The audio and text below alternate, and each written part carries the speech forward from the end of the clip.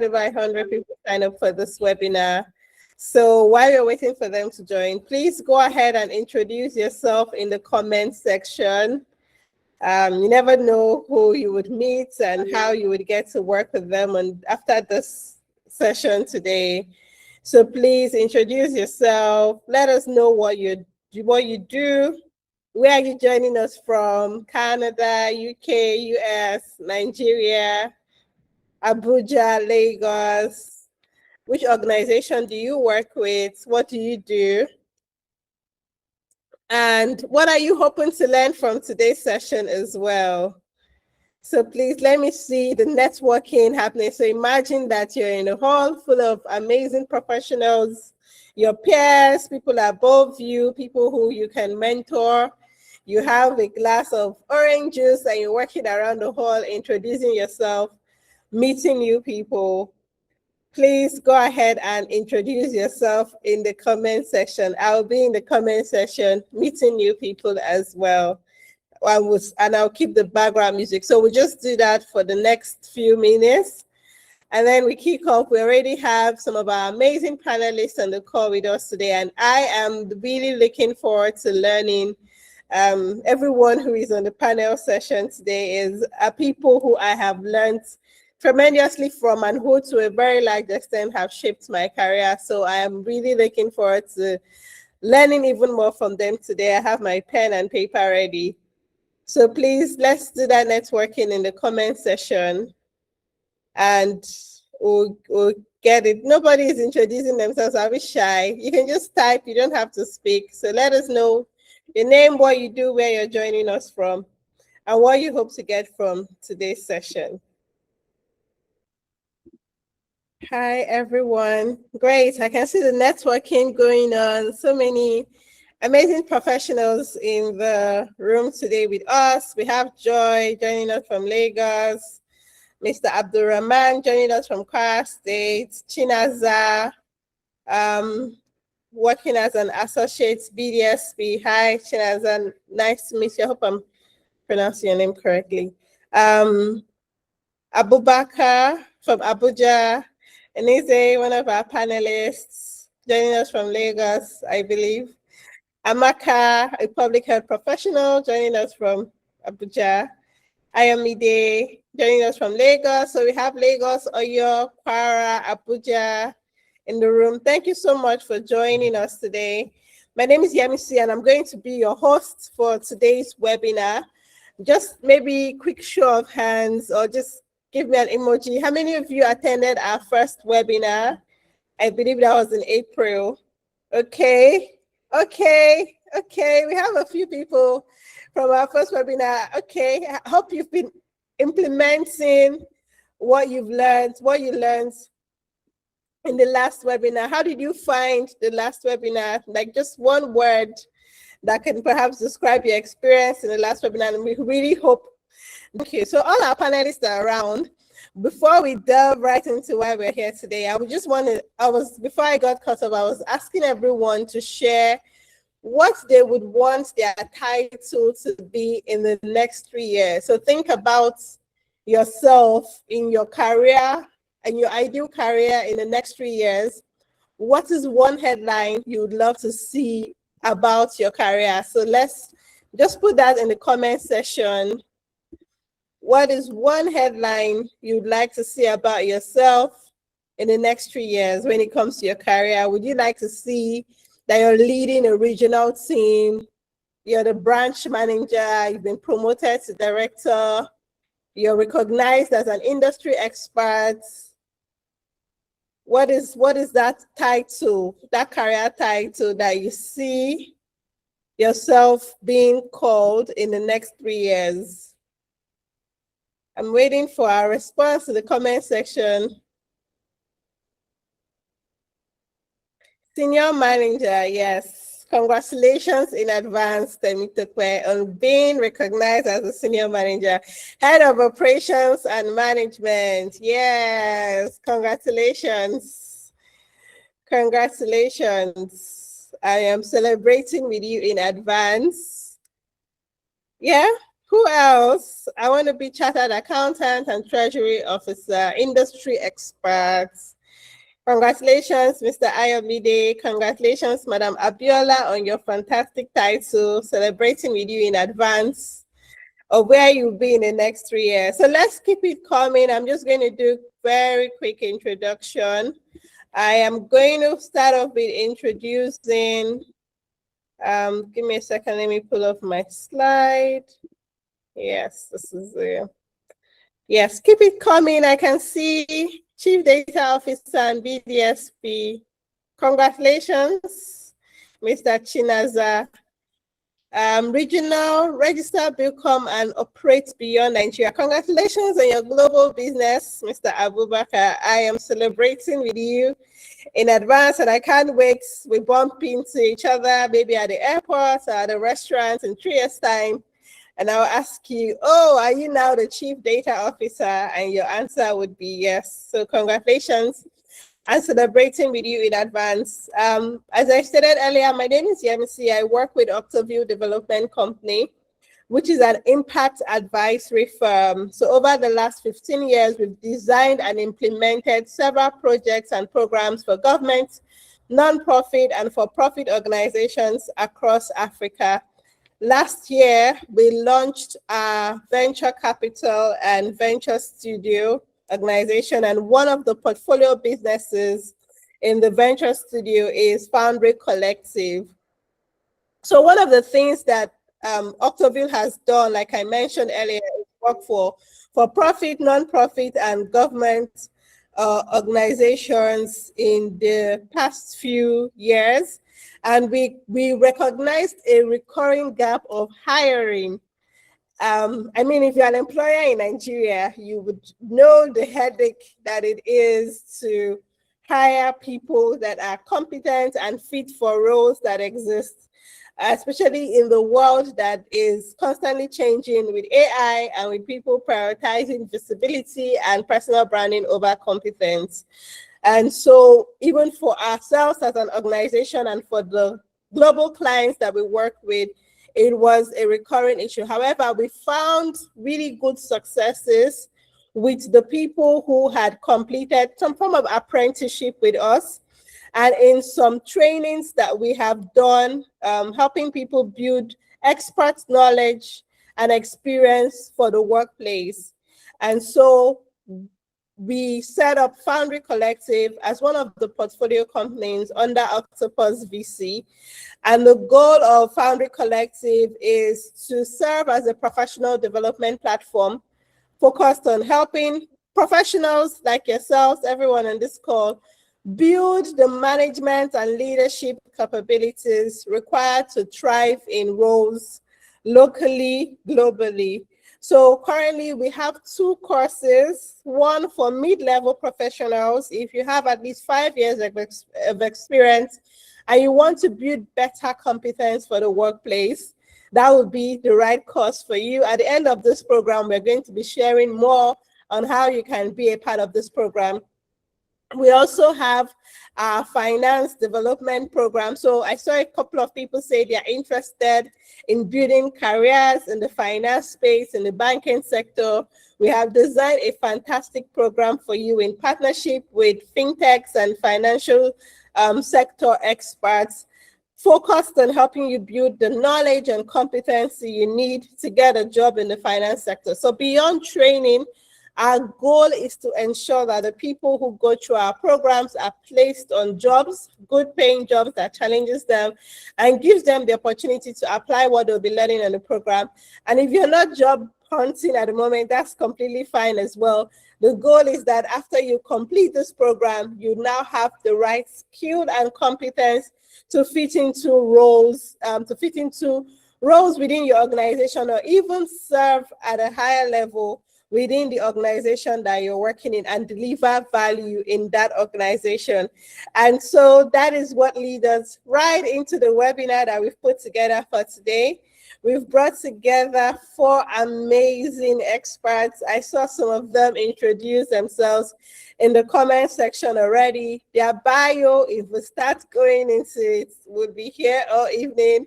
So I'm just going to give a very succinct version, and then I would call them up, right? The goal for this session, last session was more of us talking and delivering a training, which was amazing. We got amazing feedback from that session.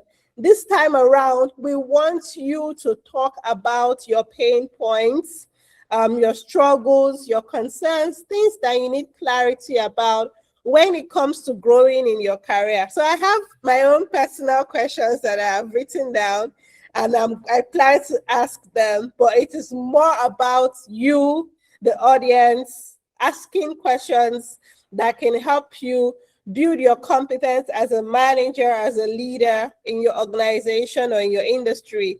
So please, if you have any question, use the chat box. Feel free to raise up your hand at any point. We'll actually prefer if you use the chat box, right? So that things can maybe be more organized and flow better. At any point when we start asking questions, please just feel free, because it's more about you sharing what exactly your pain points are or what you need support with in your career than us just talking at you, right? So today's webinar is going to be as interactive as possible. So I'm going to introduce our panelists. We have Mr. Emmanuel Tarfa, who is a management consultant, co-founder of Crypta. He's a leadership and talent development advocate with over 16 years of experience advising organizations across the private, public, and development sector, known for his work around leadership development, workplace performance, strategy, and professional growth.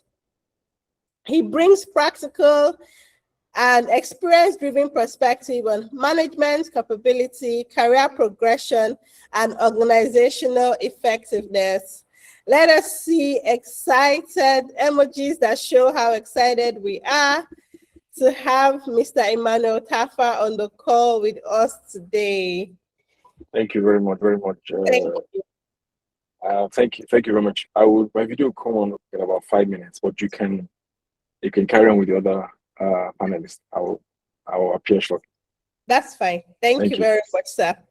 Okay, the other panelist we have with us is Mr. Emmanuel Faith, who is a global people and culture leader, HR consultant, workplace culture and talent.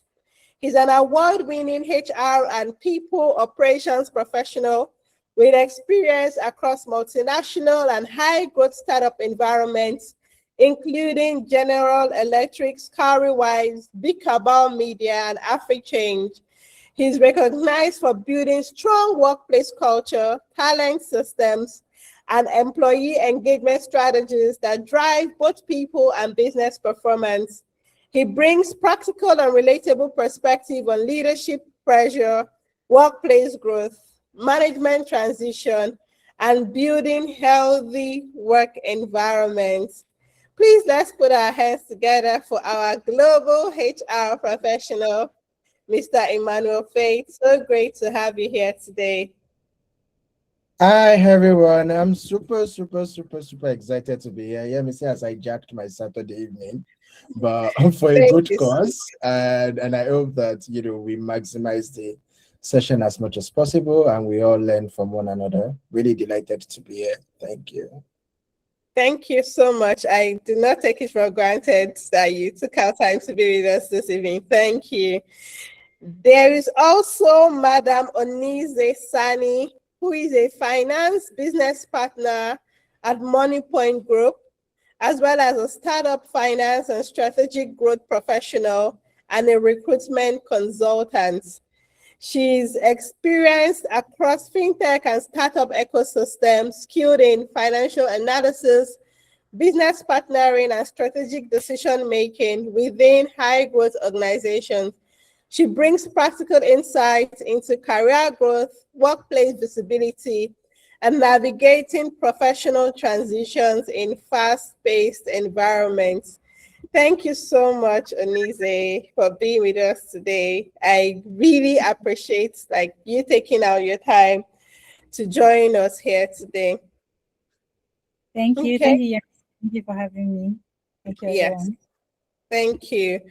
Then we have my boss. He had introduced himself earlier, so that's why I left him for the last, because I'm sure that we've all met him in the comment section, and if you joined earlier as well, Mr. Nelson Okwonna, who is the Managing Director at Octaville and also CEO of Octopus VC. He's an expert in strategy, innovation management, and organizational development, and has led projects for the British Council, Mercy Corps, and multiple DFID programs. He brings a practical systems thinking perspective on management capability gaps in Nigeria. Thank you so much, sir, for being available to join us this evening. So I'm going to stop sharing my screen so that I can pin, yes, our facilitators. Okay, I'm just going to do a quick check. Okay, Mr. Nelson seemed to have dropped off because of his internet. I'm sure that he's going to join us shortly. So let me just do a quick check. Okay. Okay. Okay. Hopefully he's able to join us. He's just having a little bit of network difficulty. But yes, thank you to my amazing panelists. I was looking at the flyer this morning and I was so thankful for everyone who we reach out to, despite your very busy schedule, and you did not turn us, yes, and you did not turn us down. You made yourselves available. Thank you so much. And these are global experts in literally every sense of the word. When it comes to startup HR or tech HR in Nigeria, you cannot talk about the person who shaped the culture of working in a startup without talking about Mr. Emmanuel Faith. It is almost impossible to do that, right? When it comes to people building courses for professionals, you would most likely be making a huge mistake if you're building a course and you've not involved Mr. Emmanuel Faith. So most of the trainings for startups, when it comes to building policy around work culture, you would almost always, in fact, if you've not mentioned Emmanuel Faith in that conversation, there is a big chance that you do not know what you are talking about. So I'm really thankful for that. And I'm really thankful as well for Mr. Emmanuel Tarfa. So I'm just really setting the ground so that you know the kind of people that we have here today and you're ready to draw as much value from them as possible. So Mr. Emmanuel Tarfa is somebody that I don't know if there's any video that he has on YouTube that I have not watched, right? And anytime that I find out that he's speaking at an event, I try to follow virtually because there is so much value around becoming a competent professional and being a valuable addition to any space that you find yourself that you can get from him or that I have gotten from him. And he teaches a lot around frameworks and systems and has supported multiple organizations in different industries. And so he's able to bring a lot of insight and expertise to the conversation that we'll be having today. And there is also Onize, who is a fantastic friend and sister. She's a finance business partner at MoneyPoint. And beyond that, she's also doing a lot of work supporting startups with recruitment. So if there's anybody who can talk about the pain of finding a competent hire or perhaps what people look out for when they're hiring, it would be her. So I think that we put together a fantastic set of panelists, and I'm really excited to get right into the conversation. So once again, if you have any question, please feel free to use the comment section. Okay, thank you. And then, but I have my own personal questions that I hope that everybody can learn from. But please do use the comment section as well to ask any question that you may have. So my first question, I'm just going to check that Mr. Nelson is back with us and Mr. Emmanuel Tarfa. Yeah, Yes, thank you. I am here. Okay. Okay, great. Thank you. Everyone is here now. Thank you so much. So I'm going to start with Mr. Nelson. In your experience leading teams, what would you say would be the major difference between those who you would call high performers and those who are not? I don't know if my question was clear. Yes. Yeah, very clear. Very clear. What I would say is that it starts with, first of all, systems thinking, understanding what exactly we're here to do. Because sometimes a staff or a team member might just be focused on the exact task they are given without seeing the bigger picture. Now, being able to see the bigger picture and see how their task fits into the bigger whole is the first requirement. And number two is ownership for that result. Because if you don't own the result, you will not go the extra mile. You won't give it what it takes. Now, this is a risky thing to do in the workplace because sometimes you may not be compensated enough for taking ownership, and you may not deliver the intended result that you took ownership for, or you might even be blamed for daring to even think of taking ownership. In other words, what's your business? You just do what you're asked to do. So it can be a tricky place. So the person must have the emotional intelligence to be able to step up for the role in the first place. So systems thinking, ownership, and the emotional bandwidth to handle that tension of who asks you to speak, and what if you don't deliver? Because that's a real fear factor. Just imagine that the typical team member that really wants to get results, that really takes ownership, sometimes they will likely overstep their job description to maybe make a recommendation, maybe, or push strongly for a cause, other people will be like, what in the hell, what's your problem? Calm down, and sometimes that can even come from leadership, like, hey. And it's possible that the person doesn't have enough clarity of what the big picture is. So their attempts at ownership might come out, ill-prepared, So, and they might not get the kind of feedback that they were hoping to get. That appreciation, they are doing a fantastic job. It probably will not come, at least not in the first 1 or 2 years. So that's emotional intelligence to know that, okay, it's not personal. I can still persevere and push.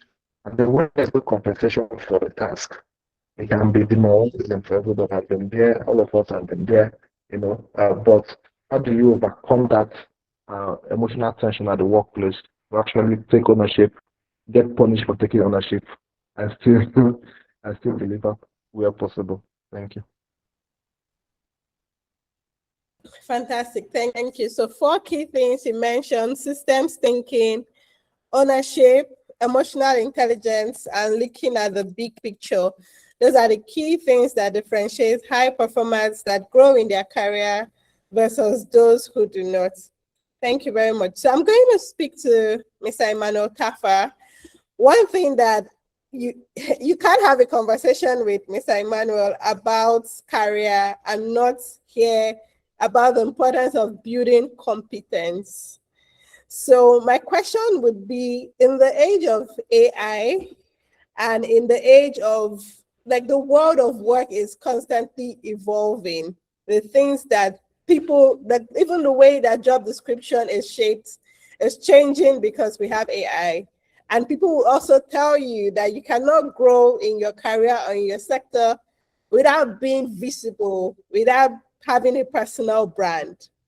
So my question would be, in the constantly evolving work and industry, what does building competence in the age of AI and personal branding practically look like? So how can we, in the age of AI and personal branding, what does building competence mean practically as mid to senior level professionals in our field? All right. Thank you very much. Like I said, my video coming just another 2 minutes. Please bear with me. I apologize. So, but let me answer the question while I read my video. The funny thing is you picked an area that I have not been a fan of, right? And that's this personal branding idea. Now I know, no, when I said we're not being a fan, I don't mean like I don't believe in it. I believe in it. Very important. People want to know anyone's reputation and all of that. But I'll tell you my own take on this, my own perspective, because there are multiple perspectives. The most popular perspective is once you know something little, go on LinkedIn, start talking about it. I'm talking about the personal brand perspective now. Start talking about it, put out your content. And sometimes you can tell when people are trying that this one is just trying to easy. You can tell this is letter. There's no spirit in the matter. As we don't know what I'm talking about, you can please Google it. Don't bear because of time. I won't be able to explain. But what I mean by a letter is it's plastic. It's an attempt to, and I say that respectfully and with all sense of humility and no disrespect to anyone who does that. It's not genuine. It's an attempt to build a profile. But I've told people severally that substance produces the profile. Now, there is a case where you amplify the profile. Okay? There's a case where you amplify the profile. You amplify the profile how? You amplify the profile when it has been perfected and the expertise is clear. Then you go and amplify it. And when you're amplifying it, you need to remember that when it comes to the business of building personal profile, it means pricing also has to go up. So let me explain what that means. What it simply means is, and I'm going somewhere. If you want to build a profile and you start generally by doing little things and getting noticed for it, people know that, oh, this guy is very good. He delivers, takes responsibilities, compensates for damages. By the way, let me pause there. Let me not rush. Let me backtrack and explain what I just said now. The definition of competence is, okay, here's my face. And I like to be different. Please, it's a garden, as you can see my back. It's not a study. I like to be different. This is my own personal profile. So I'm sure you can hear me loud and clear.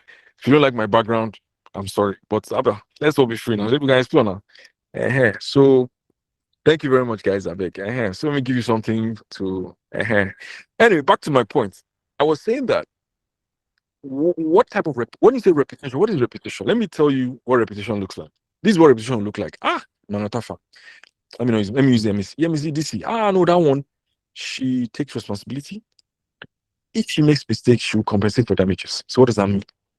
You should return your money. She'll tell you that the job was not done. That's the glue, the goods, the bag she produced or the toys she made, they weren't perfect, so she'll give you back your money and tell you, and even give you a voucher for your next purchase, 10% less.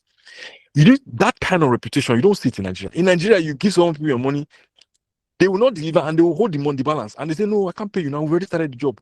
There's no reputation. So when you say that kind of reputation is what will spread abroad.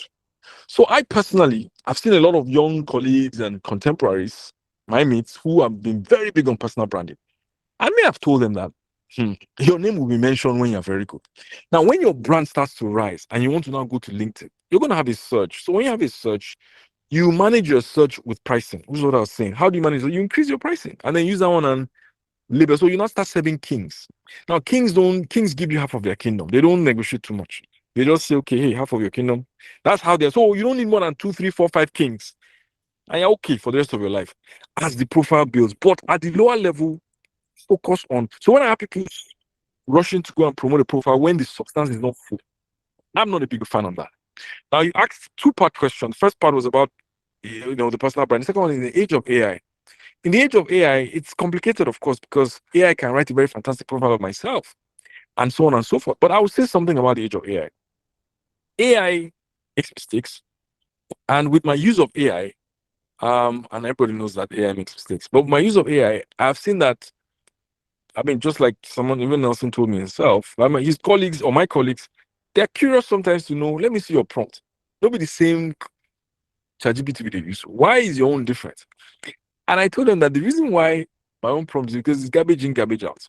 So let me say it clearly on the call. If this is for someone, this is where we need our fundamentals straight.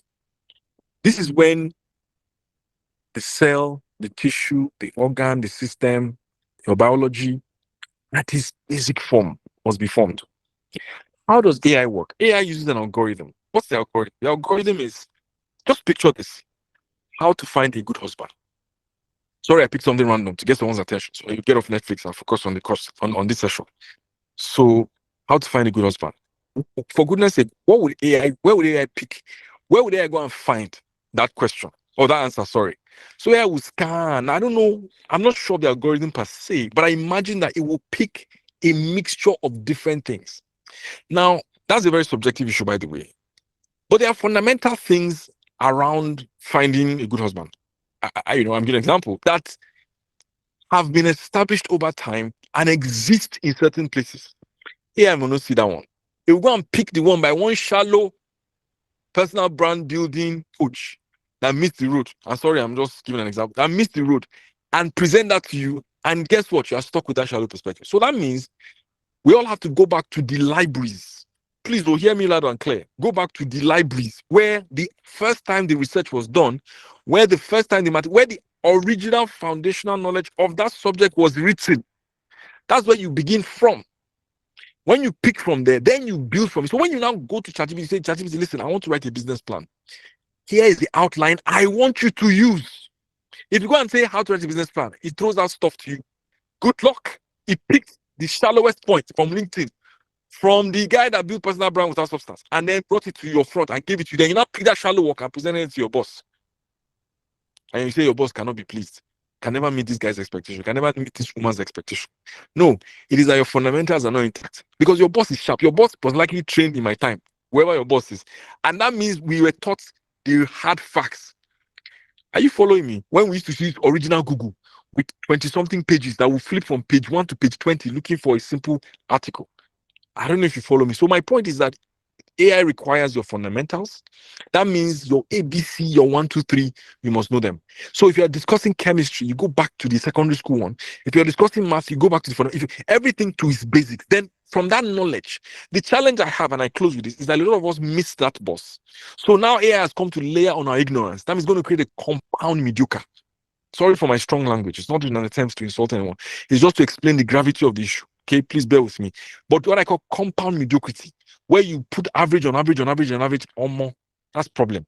But if you have your fundamentals right in an AI dispensation, you will tell AI when it's incorrect. So and you say, no, you missed out on market and industry assessment. You forgot the point on Porter's 5. You left out competitive landscape and you did not compare competitors across certain parameters and KPIs. AI will say, I'm sorry, I missed that. Thank you for listening.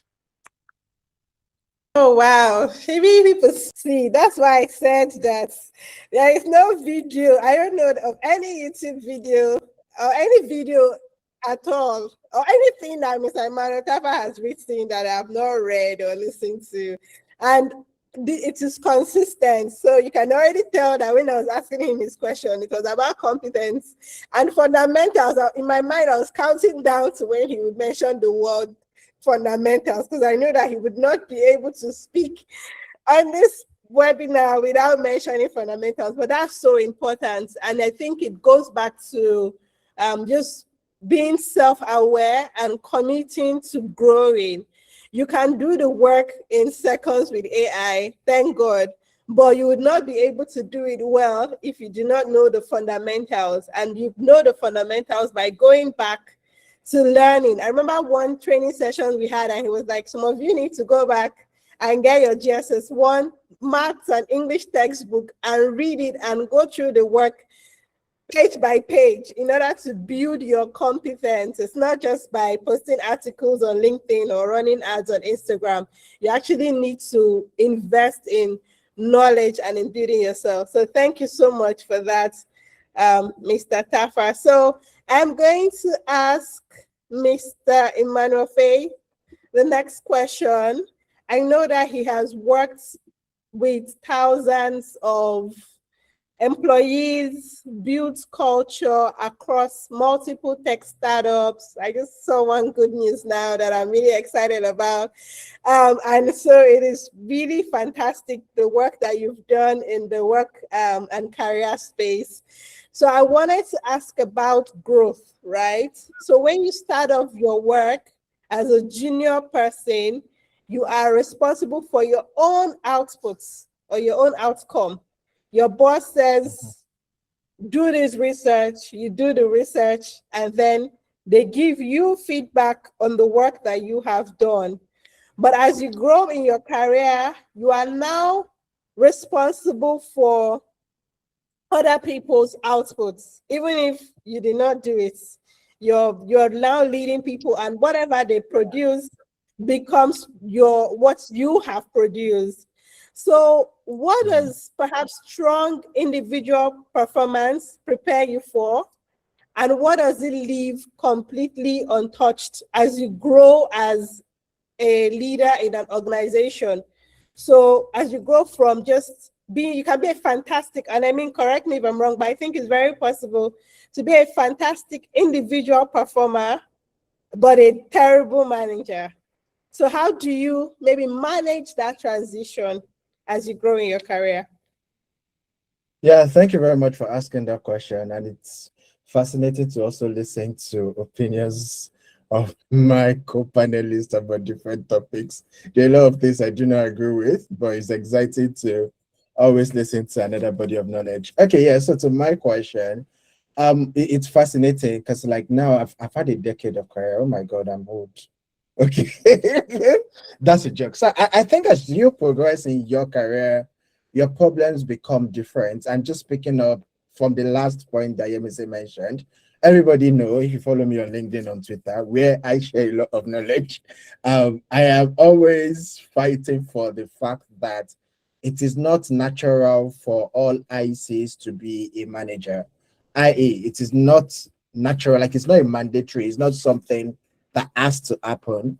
And if you're here, again, because I like to be very practical, if you're here and you are like an individual contributor in your team, and they are trying to promote you or force you to manage people, and you know in your heart of hearts that you're going to be a terrible people manager, and you are also not ready to learn that bit, it's okay to say no, right? It's just okay to reject that path. And I mean, not everybody will work in organizations that have like a clear progressive path for ICs, but yeah, I think that's like the first thing. Now, as a career professional, I think that the questions you provide solutions to become more difficult as you progress. So when you start out, it's always like, can you do the work? You know, you're just a simple person, you know, creating the slides, creating the deck, presenting to potential investors. And then as you progress, the next question is, can you undo bigger responsibility? Can we trust you to go and pitch to an FDI or an IFC or an AFC coming, you know, into the company? Can we trust you to lead the recruitment process end to end? Can we trust you to prepare a financial deck that we will not see being cooked, right? And then the next point of leadership, at this point, you are a leader, is can you help other people become successful? So you are excellent. You can own things end to end. Now, can you manage people? Can you manage a team of 2, a team of 3, sometimes a team of 5, right? And like, I think the last bit before like you get to see suits is, can you build systems where excellence becomes repeatable? So are there now solid decks? Are there now solid systems so that when you, for example, I'm very sure Onize will probably speak more to this, when you migrate financial statement of organizations into a certain system, it immediately generates net profit, net loss, gross loss, and you know, okay, we cannot invest in this company. Okay, we cannot collect loan from this company. They are not even doing well, right? So think about your progression in that way. 1, can I do the work? 2, can I be trusted with bigger problems? 3, can I help other people become more successful? And like the last bit is, can I build systems that replicate success? I think that one thing I would want us to take away is the fact that sort of strong individual performance prepares us to be indispensable, but in a way, leadership requires us to like be replaceable, right? It means that we have done enough work such that when we take a step back, things can still run, you know, without our presence being there. So I think strong performance mostly prepares you for being exceptional at execution, but the part it probably leaves untouched is the leadership versus non-leadership part. Are you naturally a leader or do you just want to do your thing, add value to the company and get out? Everybody can keep their C-suite title. I think I will wrap up there. Okay, I want to build up on the question that you just answered. So you said you can grow in your career, grow to mid-level, senior level, without necessarily accepting to be a leader, especially if you don't want to learn. There is not being able to, and then there is not wanting to learn. So in your experience recruiting for mid-level senior roles, what do you look out for, especially if you have the mindset that this person can perform in their role as a mid or senior level person without necessarily leading others? So what are key things that you look out for? Okay, let me start by saying in the corporate world, like free career tip. If you are a people manager, you will always succeed more than the person that is not a people manager. I'm just putting it out there. I can argue it anywhere. And I'm saying it as someone who has friends at World Bank, at UN, at Tesla, talk of Yeah, I any really wanted you to mention that so that people will not be like, oh no, I can. If they ask me to lead, I'll just say no and I will still succeed in my career. Just to say that you may be setting yourself up for a trap. But yeah, thank you. I have friends across all. I think the only place I don't have friends right now is NVIDIA. So I'm praying for one of my friends to get into NVIDIA. So I have friends across all the global companies you could think of, and I'm always constantly talking to them, understanding. If I have some friends that are like HR leaders, so I'm also like learning from how do your people processing structure work. You will always earn more. You would always be respected more. You would always have access to some kind of opportunities if you are an excellent people manager.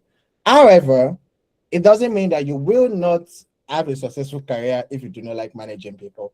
There are a few people, we call them, depending on the kind of company, some people are called principals, some people are called senior expert knowledge, something. Some people are like extreme knowledge expert domain. Like I know that there are a lot in different facets of engineering because I've been in tech for like almost a decade. I know there are in FMCG, some people that they can just handle a certain process so much that nobody else can handle it. I know we have a couple of them in renewable energy, again, because I worked at General Electric. So you can either choose two paths, right? For me, I like the people part because it's just easy. You manage people, the more people you manage, the more your team becomes. The more your team becomes, the easier it becomes for you to be a manager. But if you're managing like 5 people, and then one of them now becomes a manager, automatically you have to become a senior manager because you're now managing a manager, right? So easy way. But the other part is you can also become extremely good. Now, what do I look for when I'm hiring for mid-level professionals? To be honest, it depends. Is this an IC people-facing role? Is it an individual contributor people-facing role? There are some IC roles that you don't have to interact with anybody aside your direct reports. And there are some IC roles that you still have to interact with maybe other team leads from other teams. So if it's like an highly technical role, I might prioritize technical competence over people competence, right? But 7 out of 10 times, to be honest, that doesn't happen. So if there's one free advice I'll tell everybody, either you like managing people or not, please, as you progress in your career, and I hope that that's one of the programs that, you know, our host organization runs, pay attention and just deliberately put yourself to learning about how to work with people and how to manage people. It will do your career a great deal. I think that's the most diplomatic answer I can give you. Yes.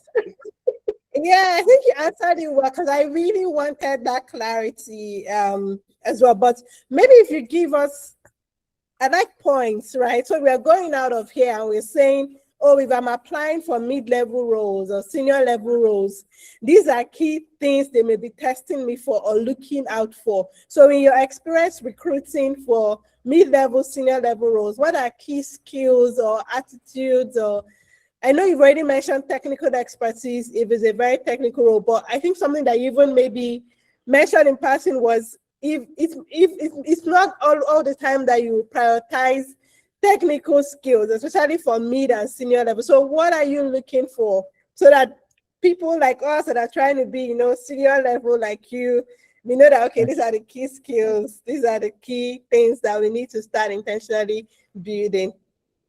Okay, yeah, so number one, and I think one of the panelists spoke about is system building. Can you provide solutions? And if you've interviewed, you would say that you get asked some kind of questions and you don't know why they are stressing you. Have you been in an interview? When the interview is asking you a question, like, please let me go now. You're probably dragging trousers or rubbing your hand, right? They are testing about how you can think about providing solution to a problem from a system-driven perspective. So you can solve this problem immediately by you thinking about how to create a system that doesn't even ensure that the problem happens in the first place, or if the problem happens, it doesn't fester for long. So that's one. Number two is ownership of processes. So people are always testing, even as someone that just completed a cycle of interviews. It was one of the positive feedback that I got. People are always looking for, can this person handle an end-to-end process of anything? For instance, because I work in fintech, I'm going to use fintech. If there is a bug in how you transfer savings, or the copy on where you put investments is wrong, how do you think about solving that problem? Are you looking for a way to just solve that particular problem? Are you looking at the problem from a big picture? And are you apportioning who should own what as you're providing solutions? So second is ownership. I think third that people watch out for, and I do watch out for, is how much of the plural we do you use? So when people are interviewed, people say I XYZ, I ABC, I GEF. How many I did with, I collaborated with, I coordinated this team to. It is, especially if you're interviewing with companies that have culture interview separate. There are companies that are like, this interview you're coming for is purely culture interview. They deliberately watch out for it. How much of other people are you able to bring into your success story? Yeah, so those three things. Number one, systemization of your answers, how you think about solutions. Number two, how do you own processes end to end? And number three, how are you able to bring other people into your success story while still being able to explicitly talk about how you contributed? Those three things, very important. Of course, in addition to your competence. Amazing. Thank you. You're welcome. Yes, definitely. All right, thank you so much. Hope everyone can still hear me clearly. So now, thank you. That was a brilliant answer, and I really liked how we layered on everything that has been said before. So Mr. Tarfa talked about the importance of competence, knowing your fundamentals. Mr. Nelson spoke about ownership. He spoke about systems thinking, spoke about problem solving, looking at the bigger picture. And those are things that you've sort of emphasized on when you're hiring for mid-level, senior level role. So I'm going to go to Madam Onize, and I'm also going to ask her the same question. Based off your work as a recruitment consultant, what are some of the things that you look out for? Perhaps, are there any other thing that you look out for that has not been mentioned when hiring for mid-level, senior level roles? So I'll ask you that first, and then I'll go back to my main question for you. Okay, thank you very much. So Emmanuel Faith already kind of gave the major points, which is actually testing for that competence and testing for your ability to, lead, like using the perfect example that he gave. Are you able to show how you did a task and carried everyone along? But I think another thing that is very important is kind of showing how you have grown in your role. So there's just this thing of you being in a particular role, and it's almost like you're doing the same thing, year on year. Like, how have you really grown in like the roles you have done over time? Because there's just one thing of, if you're managing a group of people, you're not just going to be managing. I'm sure there are cases, but I think there are cases where you're managing people doing the same thing, but at the same time, a lot of times you're going to be managing people doing different things. So if you don't have experience in those different things, like you don't have like a domain of experience, like you've been doing just one thing, or you're really good at one thing in, let me just say finance now, okay, or accounting. In accounting, there's accounts payable, there's accounts receivable, there's reporting, there are different, parts of it. And you come and your only experience with accounting is that you've been doing accounts payable. So the only thing you know how to do is to make sure that payments go out on time. But then there are all these domains, and yes, okay, you studied accounting or you've done ICANN, you have that background knowledge. But at the same time, if your experience is not broad enough, that even if, okay, I've not done this in 2 years, but if you check what I did in my earlier years, I actually did this, and I have, I can bring back that knowledge. It wasn't just that I wrote exam, because it's the same way, still using the accounting experience. Somebody that just studied accounting in school and hasn't done accounting at all in their career, they can't just come 5 years in their career and say, oh yes, I studied accounting, I want to come and start working as an accountant. You literally have to start from entry level.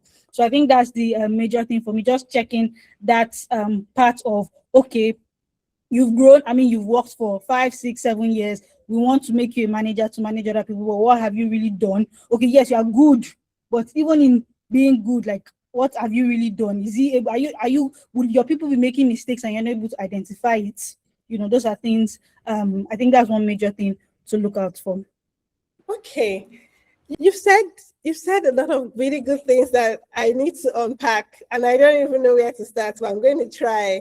So the first one is generalist versus specialist, because that is a major conversation that happens in the workplace, especially, maybe as it wouldn't matter as much in the junior stage, but as you grow mid-level, senior level, are you saying that it is kind of better to be a generalist than to be a specialist? Or can you maybe speak to how to balance both?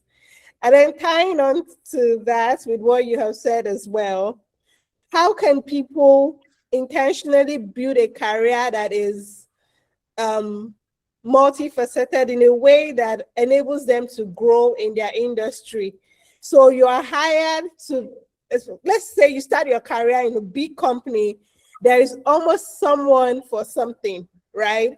There is maybe marketing, for instance. There is somebody who does SEO, there's another person who does ads, another person does design, another person does, so you are like a 10-man team for digital marketing.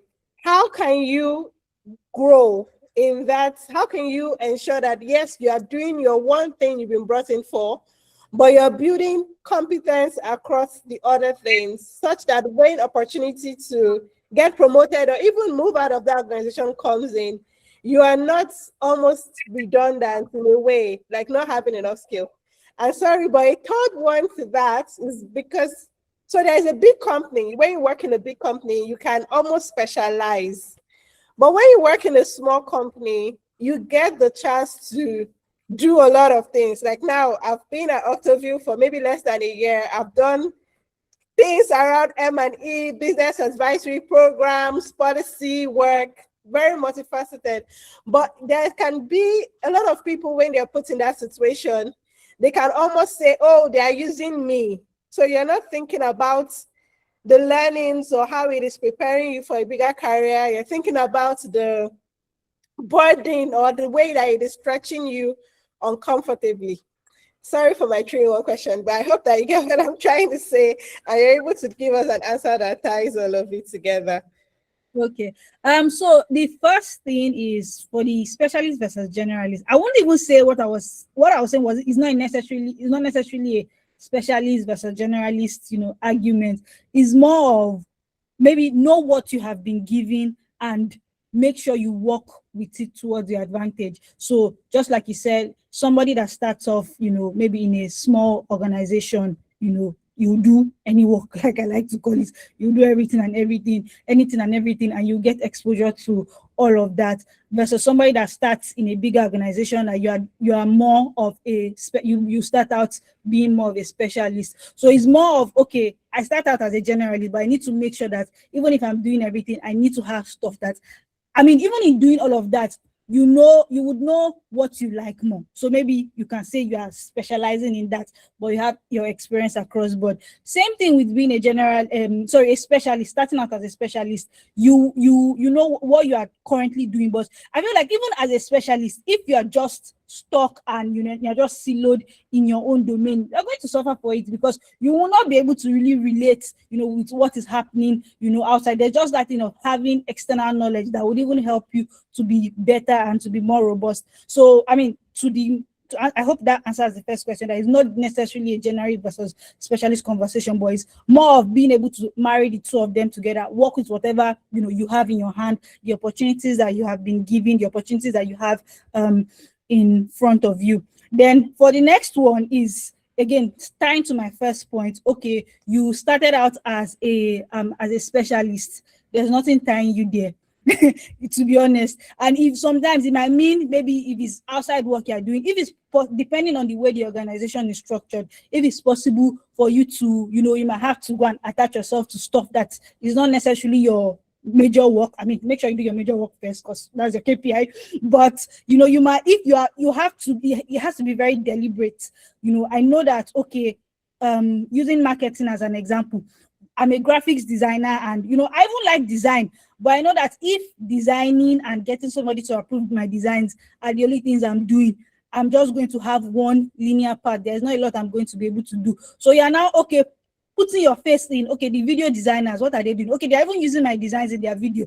How can I, let me edit some small videos here and there. The team might not end up using it, but I'm building, that experience. And one word I will even use to encompass everything is kind of like, you have to be curious about everything. Don't just say, okay, I'm doing graphics design, I'm just going to focus on it. Like, you need to be, if you are curious about what is happening as a whole, I think I should reference what Mr. Nelson said earlier. I said something about systems thinking. So if you are thinking about, the full marketing department, you're not just focused on, I want to churn out designs. Like, okay, what is, as a marketing department, what is our goal? We want to tell the story of the company more. Okay, how are we doing it? How does everything tie up together? So you, in just being curious, and as you're relating to other people, you would learn a lot, and you can now take deliberate efforts on your own part. Okay, even within the company, can I do some other projects that is not necessarily my core job? I mean, I always tell people something, that you can put anything on your CV, just make sure you don't lie.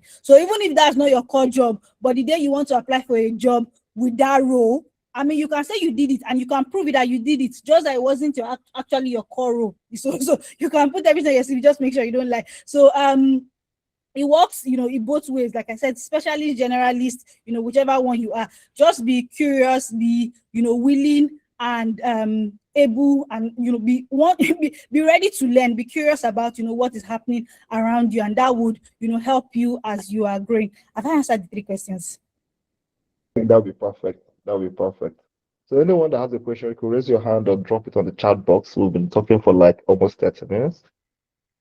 Any question or clarification? And the questions can, cut across all the major themes we've talked about, from, personal branding versus competence to what to watch out for as you progress in your career path. Oh, okay. I have questions already. Okay, so question number 1 for Emmanuel Faith. As someone transitioning into HR from a non-HR background, what is the one thing early HR professionals consistently overlook that slows down their growth? Oh my God, this is such a very brilliant question. Then question number 2 for all of us: beyond certifications and experience, what actually separates HR professionals who go fast from those who stay stuck at entry level? Okay, so let me take the first one. I think that by general opinion, especially because I also offer career consult service, people that like-minded people get into HR. One thing that I have seen, 2 things that I've seen slow down people is, one, slow down HR professionals is, one, their willingness to not learn the numbers part of the business, right? So HR, an average Nigerian HR just think, and we even see it in comedy skits. Lai still did one recently. If you watch Lai Wasabi, they think that our job is to hire and fire. No, it is not. I am coming in, I am thinking about the company's attrition rates, the retention rate, the time to hire. What am I losing if it takes me 1 month to fill a role? Is it better for me to match the talent, salary increase, than to let the talent go with all the body of knowledge that they have while I try to recruit another one? So, and I'm talking fact. I mean, a lot of HR communities, HR professionals, a lot of them in Nigeria do not pay attention to data.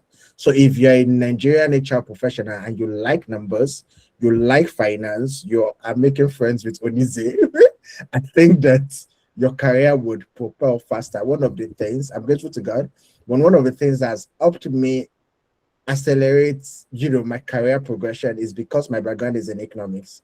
So I am sitting in leadership rooms and I'm asking head of growth number questions, and they're surprised that why is HR asking me this question, right? I'm asking finance. Because my background is in economics, so I love numbers. Even when I didn't like numbers, I understood numbers, right? So if you love numbers, the second bit is a layer to the first one, but it's also just being comfortable with listening to business decisions. Now, at the beginning, you absolutely don't have to understand what they are saying. That's fine. And I think it's okay for us to know that ignorance is not a shame.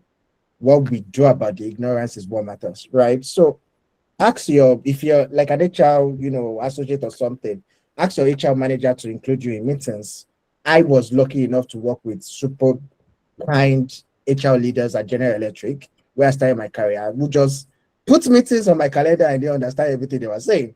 But I would take notes. And then after the meeting, I go to Google, I go to Udemy, I go to Coursera, I have one-on-one with someone. Oh, I heard this terminology. What does it mean? And they say, oh, go and read this, and this. So be comfortable in sitting in those business meetings and understanding how the business function work. It would help you just be able to think from a thought leadership perspective as an HR professional. So yeah, those two things. For the second one, beyond certifications and experience, what actually separates HR professionals will go fast for those who stay stuck at entry level? It's sort of similar to the first, but I think something I will just add is also there is something called executive presence. I'm trying to complete the course on LinkedIn, by the way, just so you know that we are still learning. The course is by Daniel Shapiro. If you have a LinkedIn premium, I think that you should take the course. It's just 30 minutes and it's very good. Because HR is already a looked down upon profession, I'm sorry for you. Because people already look down at HR. They just think that you hire, you fire, right? And you give people query when they come late. You have to constantly carry yourself in a way that is respectable and presentable. You also have to be extremely knowledgeable, not just about your field, but about everything that's happening in the business, right? And the good thing, at least what I've noticed from my career and from my friends who have similar outlier careers, is that people will respect you when they know that you know what you know. They won't listen to you when they know that you know what you're talking about. So just build that competence and build that executive presence. Don't be on a meeting and they say any question, no question. Why? Why you say no question? Ask a question. Ask a question that someone had explained before, so that whoever was not listening will listen again. Ask why growth is spending 3 million naira on an influencer when they can spend 1 million naira to get 5 nano influencers. Yes, you don't know about growth, but you've asked it, and the CEO will be like, okay, yeah, that's true. Why are we spending 3 million to get like when we can spend 1 million to get 5 many influencers? They will always give us the same result. Ask finance, ask marketing, ask product. You use the app if you're like a fintech. If it's not fintech, you're in a business. You understand, again, going back to understanding how the business work. How do you create value? How do business make money? Ask questions. Don't just come and be say any question, no question. What's the updates today? We hired 2 people. We give someone query. People will not respect you, right? Yes. So you want to continuously have that competence, show that competence, and carry that executive presence. Yes. So amazing. Question. Thank you. That answered the question brilliantly, even if I left when the question was asked, but I saw the question, and I think that your answer ties into not just HR, but any role. And anybody who was here in our last webinar, you can attest to the fact that Mr. Nelson really spoke about this. So one of our courses, the mid-level professional course, is really focused on what does it take to be a competent manager and leader, and irrespective of your role, even if what you are doing is posting on social media, if you want to be recognized as a manager and a competent leader, you need to have financial acumen. You may have studied textile or literature in school, but if you are serious about growing in your career as an industry leader, you need to understand how value is being created in that organization. You need to understand the driving factors that influences successes or causes failure. And you need to know the numbers. and you need to be able to talk with the numbers as well. And so those are part of the things that we have put together to build the mid-level professional course. So irrespective of whichever industry that you are in, we encourage you to consider and look into the program as well. But that was answered brilliantly. So please, I still have some more questions, but let's use the comment section to ask any question that we may have. I can see a question from Sophia Nwafo. Pardon me, Mr. Tarfa, are you able to take up this question? So the question is around how do we strike a balance between prioritizing personal branding with visibility and competence, seeing that we're in a world where it seems harder to prove competence when you don't even have access to the opportunities that personal branding, visibility are able to bring with the kind of emphasis on its own. So perhaps before Mr. Tarfa answers this question, let me share something that happened, and I really hope that I have the permission of my bosses to do this. I can't remember if it was last year or this year. We were trying to hire for a mid-level role. We had loads of application. Then we go through the CV. It was really hard to find the best fit. And then we got somebody who we believe was a great fit. They joined the call. It was myself and the CEO. They spoke amazing. Their LinkedIn page, amazing, fantastic. Their Instagram page, fantastic. So they were they had the visibility, right? They were saying all the right things. On the interview, they said they could not put on their video because of network. So, I mean, you're in Nigeria, it's understandable. They gave the right answers. They answered really well. And then we had a second interview, which was a physical interview. I wasn't there, but the feedback that I got, it felt like it was maybe her twin. Perhaps that day she could not make it. She now told her twin, look, they've invited me for this interview, so go. It felt like we were speaking to a completely different person. They did not know basics of the company. They did not know basics of the industry. And for me, that was first of all, it made me look incompetent in front of my bosses, because is this the person that you have recommended for a second interview? But even beyond that, it made me think about even myself, right? I'm posting on social media, but when people meet me in person, do I have the same depth? So I think when he talks about personal branding and visibility, I mean, Mr. Tarfa posts a lot. Have you seen his LinkedIn page? He's giving us cultural frameworks for workforce adaptation in Africa. It's not so but then I don't think it is choose one. I think it is more prioritize building that competence beyond visibility. But I'm going to let him answer. All right, thank you very much. Okay, so let me. I want to say something about this competency matter. First and foremost, it's not that and for those of you who know me, and I worry sometimes you may be bored. The Tarfa is coming. It's not going to say us anything new. I have a lot to say, but until that problem you are discussing is solved, I know people are hearing me, but not everybody is listening, right? Now I'm going to do this again, and I'm sorry. Please, sorry. Just comment by hearing and hearing until you become competent. Competence, comment by hearing. Anyway, but here's the thing, right? I have a client. The client's wage bill is over 300 million. Nelson, this client is your mate. Her wage bill is over 300 million. She wants to pull off her hair in the office. Like, I want to run mad. Well, she's even probably upset with me now because I'm dragging my feet on the recruitment.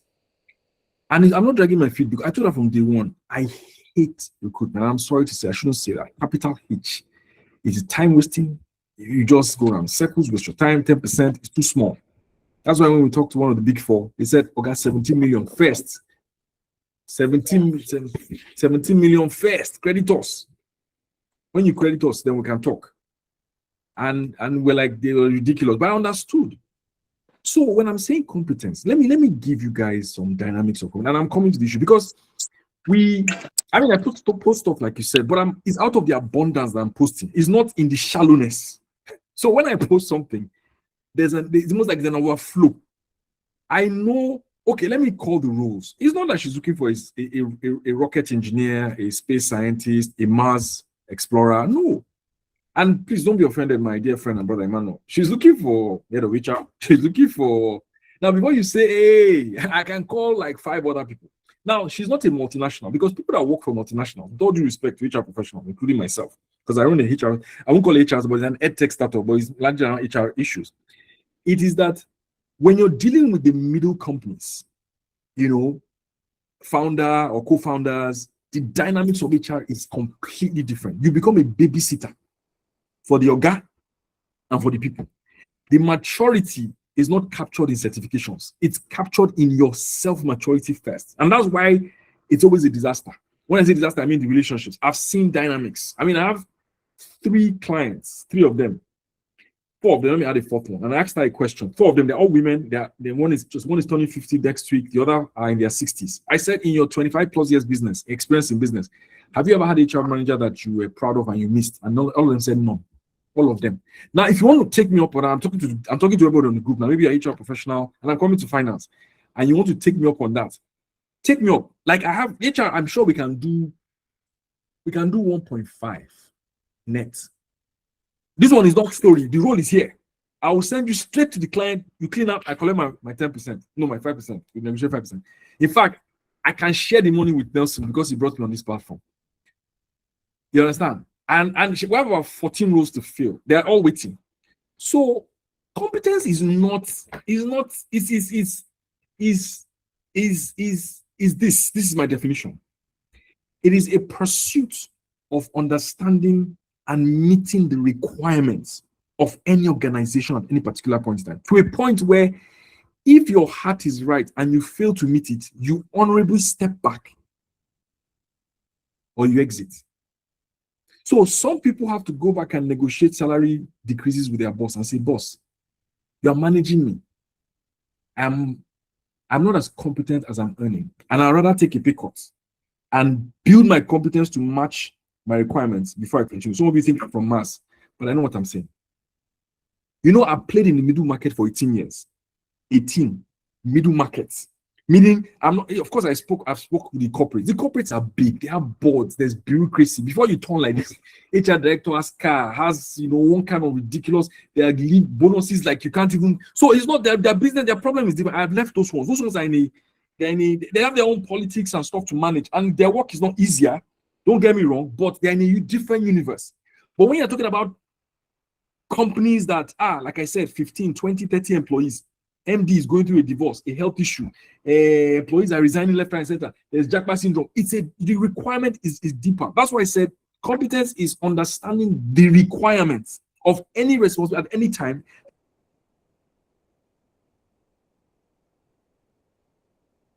The requirements are not necessarily what you're good at, or I don't want your best, I want the requirements met. So you're doing your best, but you're not meeting the requirement. Now, when you don't meet the requirement, what do you do? This is where I've learned to balance it. I don't insult you. I don't abuse you. You honorably say, let me be paid what I'm worth, or so what I'm delivering. Now, that's a very hard conversation because there are people that negotiate upwards. They no, go and push back. Well, you may be lucky that the market is paying you because it doesn't have options. But that may not be your true reflection. And when the market corrects itself, what I'll find is level. So you can enjoy your 7 years of abundance. But the point is, okay, it's not about me not meeting. It's about the fact that when I make mistakes, I compensate. I don't want to tell you the kind things I hear in boardrooms about me. When people start talking about me, I become embarrassed. So I mean, I'm talking about and these are not small children. These are like really, really established people. And I say something. I met one very popular woman, top 5 women in this country, and she wanted me to do a business in her industry. Now, industry was new to us. She knew I wasn't experienced. She knew I didn't understand, but she didn't have any options. She said, "You are the last consultant and last boss stop." When I met her, I said, "Madam, I don't understand your industry.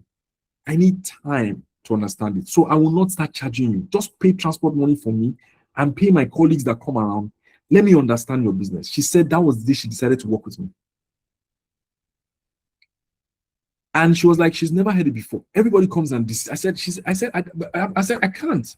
I don't understand your business. So I need time. So it took me some time, but I knew what I was going for. Now I'm on her board, sitting with very distinguished people, and I told her something, my reward. People think you're underpaid. No, sometimes the reward is the client. The relationship now opens doors. So okay, I'm on the board. It has opened other doors. Okay, I met important people. We're striking deals. It paid off. But it was the taking responsibility to say, I don't have this requirement. And I've not thought of myself too highly than I ought to, and I've adjusted it. Now, unfortunately, I'm sorry I spent too much time explaining this. I really would have loved, but maybe for now, I'll stop, to explain the nuances of it. Because it's a consciousness I want to restore. When I'm telling you I'm calling out these roles, you know that some of you are in your place, you're not really looking for a job, and you're fine. So I look like a rock. I look like I'm from Mars. When I enter, I keep talking like this guy.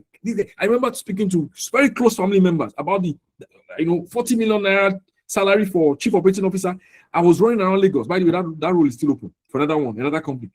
About 40, let's say 45 because of inflation. I'm not joking. 2 CO roles, you can negotiate 45. I'll send you to the client 1, client 2.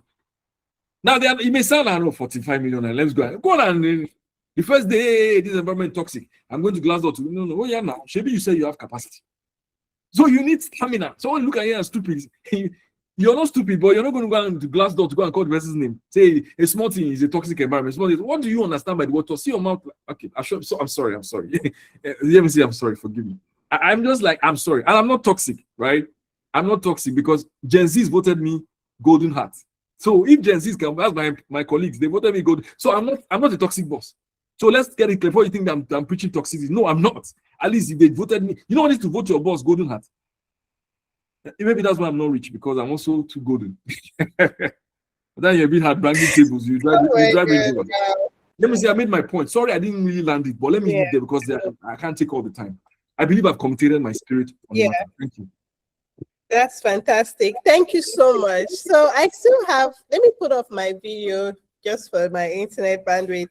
I still have some more questions to ask, but we are slowly bringing this to a close. So do we have any more questions? And Sophia, I hope that answered your question. Please, if you do have any questions, do ask. A lot of people are already reaching out to me about our community. You have a community. How can I sign up for this program that you're talking about?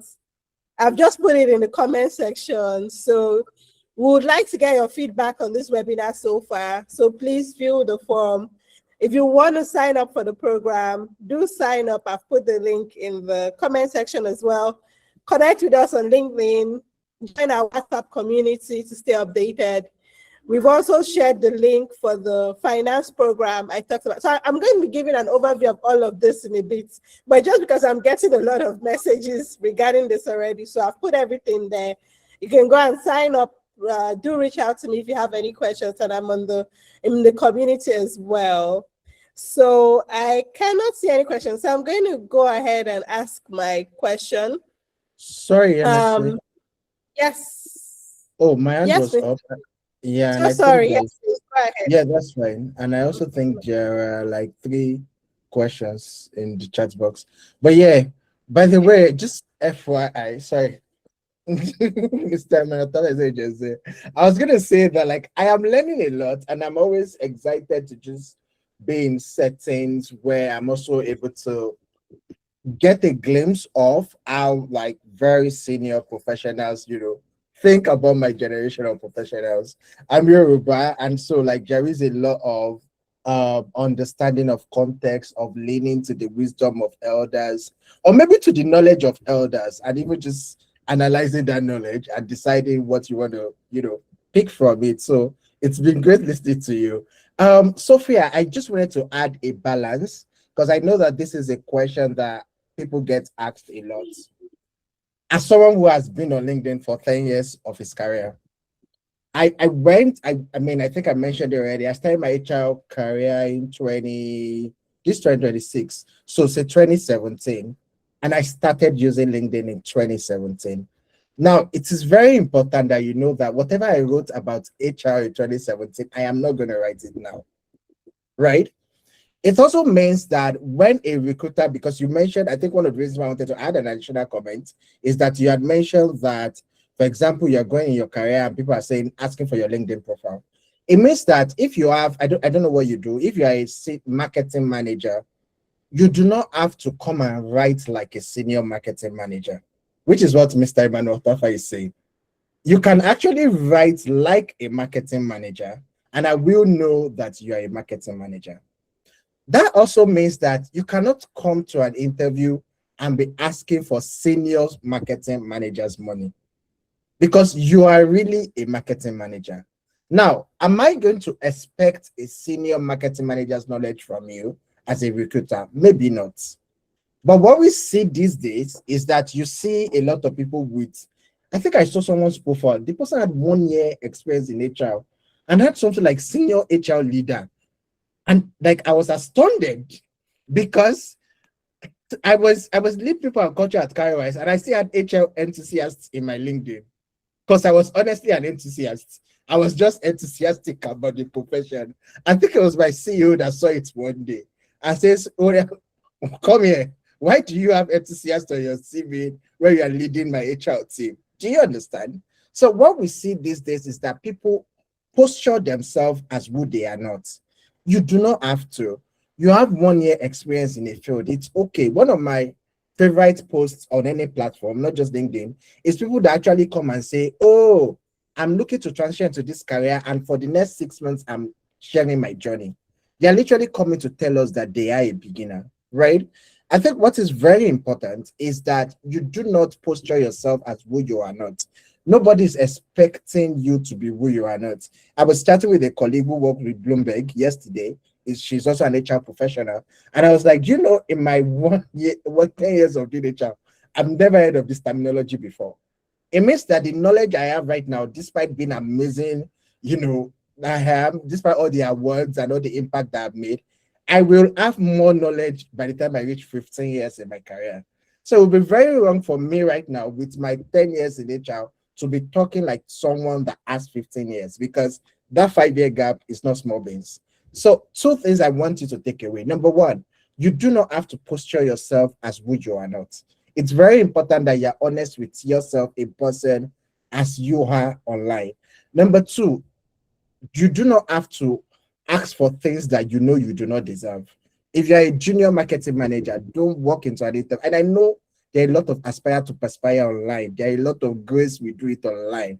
I'm begging you, be honest with yourself, both privately, publicly, and most importantly, in interview rooms. I hope that you find that very helpful. Okay, let me see, back to you. Yes, thank you so much. I found that very helpful as well. So we're just going to take the questions in the comment section, and then we can wrap up. If you have any more questions, please do join the community and it will be addressed. So I'm going to ask this question to Mr. Nelson from Aishat Hassan. She said, what does it mean when your boss is complaining that you don't carry yourself well as a team lead? I mean, Mr. Nelson is not your boss. I'm not sure how he would answer that, but yes, me too, I'm open to learning. That's a question that has many depths to it. But at least you have a boss that was open enough to tell you that feedback, because we just have to keep soliciting feedback, and it's wise to solicit feedback even from our bosses and from our clients. How well am I doing? You know, even from those underneath you, how well am I doing? Am I doing well? Anything that we can do better. So if your boss gave you that feedback, it might be good to ask your boss, where exactly do you think I'm dropping the ball? You know, there's nothing bad about that. I'll give you an example. We just launched a fund, or rather a fund management company, a VC company, that we got SEC registration early this year. And I tell everybody that we meet, including potential investors, that we're first-time fund managers. We are new to this. We are learning the ropes. You know, we need all the help we can. Everybody began one day, you know, in any particular space. So yes, you are a manager, you're a leader, and you are not, you know, delivering in the eyes of your boss. Ask your boss, what am I getting wrong? Now, carrying yourself could be many things. It could be the kind of questions you're asking. It could be your knowledge of the business. It could be your knowledge of the people. It could be what we're talking about, not systems thinking. It could be culture, because you should be the one representing the firm's culture. So if you don't know what the firm's culture is enough to embody it, then you're probably not carrying yourself properly. So I can't specifically say what it is, but it could be many things. Culture could be one. Two could be systems thinking. Three could be ownership. Most of what we've said today could evaluate yourself across board. It could even be technical capacity. Maybe you're not demonstrating the technical capacity for that particular role. So sit down with the person and ask, or probably ask someone that has better knowledge of you, because I don't know you. I would have been able to give you feedback. One that knows you and knows the context of the job you are doing. I think you will get your answer if you're honest and open and you are not defensive about that. Thank you. Thank you so much, sir. I really appreciated that response. As Mr. Nelson was answering, I remembered an episode of I Said What I Said, which is a popular Gen Z podcast. And the person was sharing about her, I think the dilemma for that episode was somebody whose boss had scolded her for something, and the person was feeling upset that she was scolded. So she asked, I think one of the podcast hosts, I think you know how you're gisting about your boss and like, oh, this my boss is so difficult. And Mr. Tarfa's word, so toxic. Look at what they did to me. And the person now said, is everything okay with you? They asked you to do something. That thing was not done. Your boss was rightfully upset. And instead of you thinking about how to fix it, you are upset that your boss was upset. And the person who said that to her is a business owner as well. So I think that the one time Mr. Emmanuel Tarfa talked about the perhaps tension between employer and employee, or leader and in quotes a follower, and that can lead to a lot of misunderstanding. So it is important that even while you're seeking feedback from people around you, maybe if you have a friend that owns a business and is managing people, you can ask her for her perspective or him on their perspective, because I find that a lot of times it might be different from if you are just asking a fellow friend who is also just an employee that also sees their bosses. Every employer is toxic. Every employee is an angel. You might not get the right kind of feedback. But yes, getting them to actually give you specific feedback on what to improve on, and also self-awareness to even recognize areas that you can improve on. So Temitope asked a question and she sounds really frustrated. So she said, how exactly do we build competence as a new professional and mid-level professional? So we've been talking about building competence since 5 p.m. How exactly do we build competence? So I'm going to ask this question to Onize. How, as professionals, do we intentionally build competence? Hi, Onize, are you still here? Okay, great, thank you. Okay, I think the first thing is you want to build competence because you don't have the knowledge, you don't have the experience. So there are two ways, or there are two things I think you should consider. Number one is, do I need to go and get what I'll call corporate knowledge? So in the sense of, do I need to take a course? Do I need to read a book? Sometimes, some of all these books we don't look at. You probably need to buy a book, a textbook or something, take a course, like an actual course that you sit down, you not just watch the videos and skim through, but you really engage yourself in. That's the first thing. Then the second thing is, how can I get experience in it? So that is the actual doing the work. So can you get experience while you're doing your job? So that's just going to be very perfect for you, because it means, as you're learning, you're literally applying it. But sometimes you might learn and your job might not necessarily be the best platform for you to get the experience you want to do. So that's now, you will now have to be creative. What can I do? People say, okay, volunteer. Some people, I had a friend that leads a global NGO, and there was a period she reached out to me and she's like, oh, I'm looking for an agri-tech to intern with for a few months. I'm really thinking about something in this area and I want to get exposure, to it. she wanted to kind of build competence and gain like a bit of experience in that area before she went out to set out her own business. So I think those are the two major ways. And I mean, I think it's literally a lifelong learning journey. I don't think you ever get to a point. I mean, Emmanuel Faith mentioned that, you know, we're constantly still learning, you know, so it's, I mean, imagine you had 30 years, 40 years of experience. AI came out and became very popular in the past 2-3 years. Everybody had to start learning about it. So I mentioned earlier that there's just that maintaining that posture of curiosity, just being very curious of everything around you and letting that, you know, drive you as you go. Thank you. Amazing. Thank you so much. And just to add to that, I think self-awareness is important. So something that I do, and I used to do, and I still do a lot of, is thinking, okay, where do I want to be in my career in the next 3 years, in the next 5 years? Who is already there? What do they know? So what have they done? What skills or certification have they built over time? So like Onize mentioned, there is learning on the job, but there is also learning from doing programs like the Ascend program that we're going to talk about in a bit, or the finance development program that we're going to share, that we're putting out at FoundryKollective.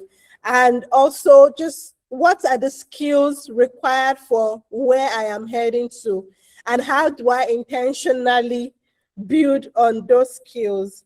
Also documenting, because you can be building competence and not even realize it. You now get into situations and we recognize that, oh, you are up to the challenge.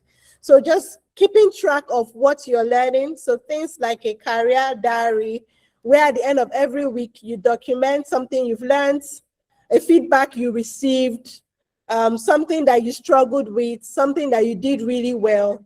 And after a period of time, you can maybe spot trends or patterns or identify ways that you have grown over a period of time. But yes, thank you so much for that, Onize. I think it ties in with the question that Chinaza asked, but I'll ask Emmanuel Faith if he has anything to contribute to that. The question is for entry-level professionals. They find themselves in a circle of, you need experience to get a job, but you need a job to gain experience. If you're in our position today, which practical step would you take to break that cycle and build a successful career? So Onize already mentioned volunteering. I know that it is, I don't think it is a, when I was living in the UK, you would almost always use your holidays for volunteering right from secondary school, right? But here we are interviewing for the role of junior accountants. Like junior accountant role, you studied accounting, okay, come and serve as a junior accountant. And we're asking things like the different kinds of financial statements, and these people do not know, or different elements of a financial statement, or how to prepare a financial statement, and people do not know. And this is not one person or 5 people or 10 people, right? So even if you even want to give the person the experience, they don't have the basic technical competence for that role. And most times it's because they've never attempted to work anywhere. So finding the ways to volunteer, build technical competence by doing courses is a great way. But I would like Mr. Emmanuel Faith speak on that as well. Yeah, I was going to say before I speak, like Mr. Emmanuel Tarfa has his hand up, so I was wondering if you wanted to contribute. Thank you very much. I wanted to answer that question of volunteering and the other things around breaking that cycle. So when I went to University of Abuja, Gwagwalada, and I was offered a job by GT Bank before I graduated. Now, GT Bank at that time, this was 2008, is like your Money Point type of company, or any of these companies we admire, because then banking was the thing, before fintechs came and all that. How did I get the job? I looked for a problem around. This volunteering can be a bit tough for some people, but what you're really supposed to build is a measure of resourcefulness, where you look at problems around you and you try and solve those problems. The moment you do it, it begins to send signal to the market. So we just wrote a proposal to GT Bank, Intercontinental, and First Bank. What were we doing? We started a we wanted to start a business on campus. So we started a non-governmental organization, microfinance bank. It's called NGOMFI. We build products like don't go home broke. You save and then you go home with the money, graduate pension. And I think one other one, I can't remember. I had 3-4 generations before I told them to shut it down. But so we said, GT come, let's, SCRS, CSR, open account, all those generic things you tell them. And the guy was so impressed. He was like, if you serve in this town, you have a job in GT Bank. And obviously, who knows? I would have definitely. So it's really about resourcefulness. And I'll give you a very simple. My parents, I reached out to someone, I even sent it to Nelson. My dad's going to be 80, my mom is 78. My cousin's going through a surgery, they run around the place. I was like, I need someone that can drive, that has sense, read and write. We will put the person on a small salary, help us. It's trustworthy. So I called my friend Abuja, good father and friend. I sent to Nelson too. He said he talk to people. And the guy said, listen, he said, there's nobody I can trust except myself. I have another parent, another cousin. I went yesterday to go and settle fight. What is the fight? My son doesn't like Lagos, wants to go back. I'm a single mom, blah, blah, blah. I just need someone I can trust to be around, who can drive, taking places. So I see these problems every day. I met a top-class woman, not top class, like one of the most prominent Nigerians. I'm talking about the Dangotes of the 80s, lives in a mansion and says, I need a housekeeper. I didn't even know what that meant. It's not house girl, not governess. Governess reports to the housekeeper, I think. So Maria in Sound of Music, the person. So a housekeeper is, I manage a mansion. There are 20-something people on the payroll. There's maintenance too. There's laundry. There's massager, because there's elderly people. There is a chefs, like 4, because they have to take turns, cooking different things. Then the chef that cooks for the staff. So there's management of image. That's what it means to manage a mansion. And she says, I have other colleagues who are also owners of mansions who need housekeepers. Things are getting missing, everything is upside down, the thing is falling apart. These are the realities. So it's resourcefulness. And it also means looking from your family, from your parents, from your cousins, from your relations. What can I do for you? So if you cannot go and learn, cannot speak a second language like Hausa, Yoruba, Igbo, learn it. Well, at 20-something, I don't know. But those are the points. That resourcefulness overflows. Volunteering, you can go, they'll just bury you somewhere. It's good to volunteer, don't get me wrong, volunteer. But that's the generic answer. But before you find someone right within your orbit, I promise you, you will see. That resourcefulness is what builds up and delivers you to the front of the action. Full stop.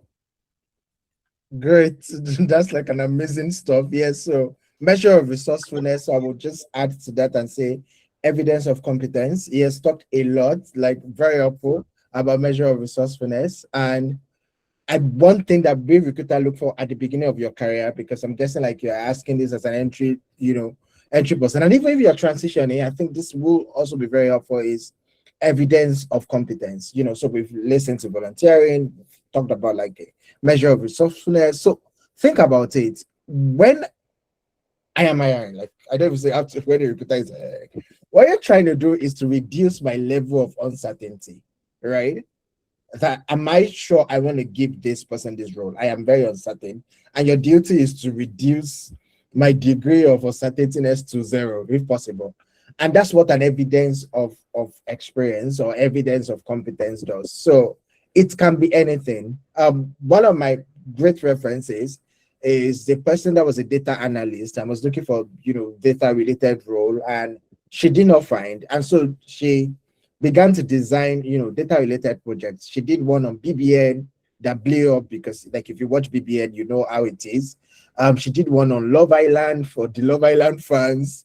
She did one. There were like 3 major projects, and all she was just doing is, this is how many times this housemate was mentioned this time. This is this housemate compared to this housemate. If a company is looking to partner with an housemate, this is the kind of housemate that will promote their product. If this company, if you're like a beauty care, something, and like, it was a proper deck. Aside the fact that she got like 3 job offers, marketing managers were then reaching out to her for consulting, because she had built a data set that not just showed that she was a data analyst, but also shown like a business intelligence part, a business partnership part, and other strategic skills that she didn't even know that she had, all but from like watching BBN and building a data set out of it. So think about whatever evidence of competence can be like for you, and then focus on building that. Yeah, Onize wants to add to that. Yeah, so I'll let Onize speak and then we wrap up. Thank you so much for that fantastic response. Okay, thank you. I just wanted to use some CVs that I saw recently as a case study. That while you are in school, there's a lot you can do. Like I think in this day and age, you have a phone, you have a laptop, you have the internet, you have AI, you have everything. Like even if you are building companies that don't go anywhere, but you did it, and you can show that experience. And again, the CVs I wanted to use as experience, I saw a couple of CVs. These are people that just graduated in 2025 last year. Their one was just in camp, another has not even entered camp, and on their CVs I'm seeing like projects, work, startups that they were doing while they were in school. They still graduated with like very good results. And I'm just like, I was talking to one of them and he was so confident, he was the salary was even asking for what. I'm just like, this is what you will even be paying like an associate. But I didn't even see it as arrogance, because I'm just like, okay, I can see your CV, you studied engineering, and from the looks of it, you've been working for 5 years, as the way it looks. In fact, funny enough, when I saw the CV at first, I wasn't sure when he had graduated, because for some reason he didn't put it on the CV. So I'm just like, okay, like this is somebody that has 3-4 years experience. I was already very excited. It was now later when I went to check the LinkedIn, and after speaking to him, and I saw that, oh, this young man, this brother just graduated last year. He didn't even put that he graduated with a first class. As in, you can imagine that kind of thing. So it was after speaking to him that I saw. So I mean, maybe he is an outlier. He's obviously very driven. I mean, it's not everybody that has that, not everybody will be Elon Musk, like I like to say. But at the same time, in your own little corner, in your own way, with these resources they've given to you, with the resources you have, there's something that in the Bible, I think the prophet asked the widow, what do you have in your hand? And that's a principle that literally applies throughout life. You just being able to make something from the little that's been given. So like, I mean, those companies that he has, or projects that he has done, I'm sure if I go and check how many of them are even still in existence, but he has that experience.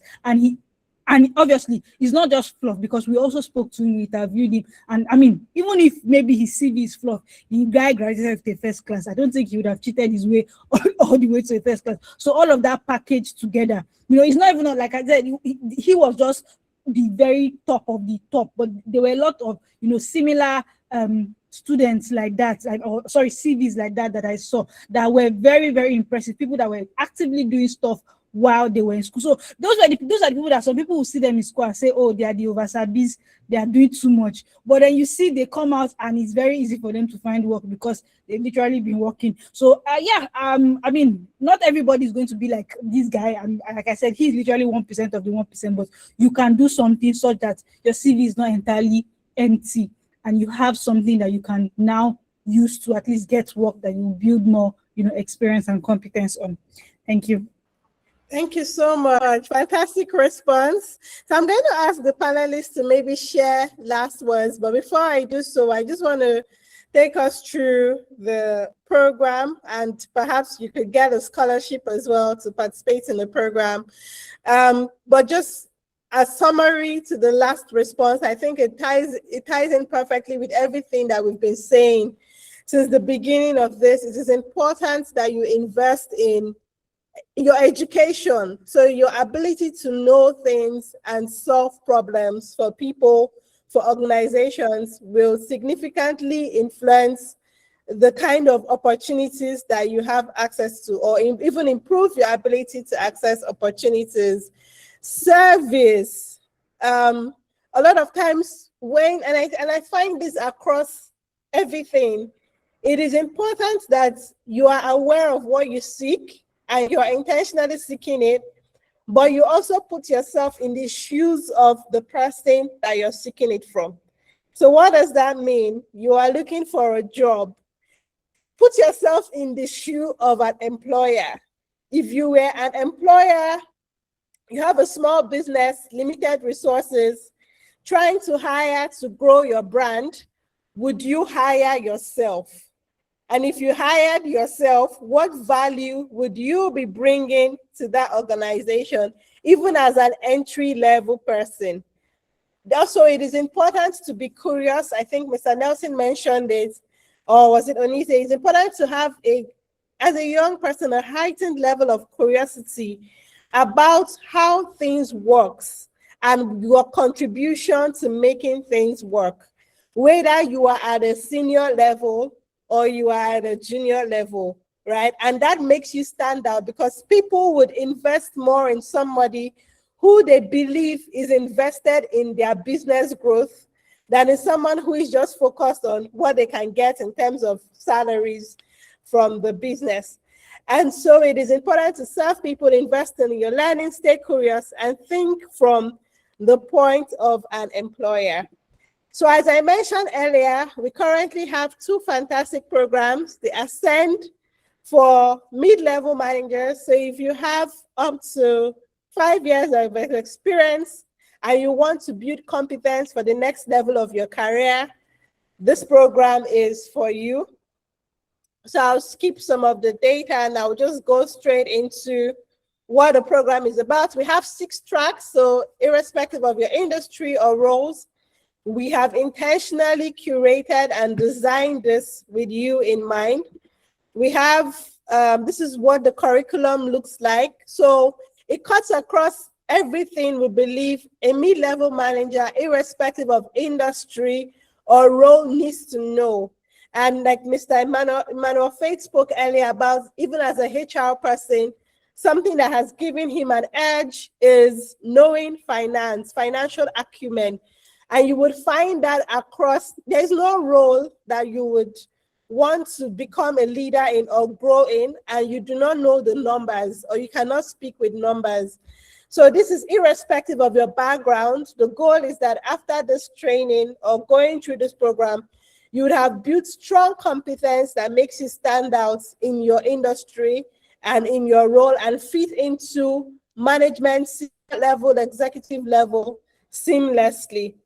So we've delivered versions of this training, gotten fantastic feedback. And like I mentioned earlier, beyond the training as well, we don't just want you to gain knowledge, we also want to be able to place you in jobs. Remember, Mr. Tarfa mentioned a number of roles that he's trying to hire for.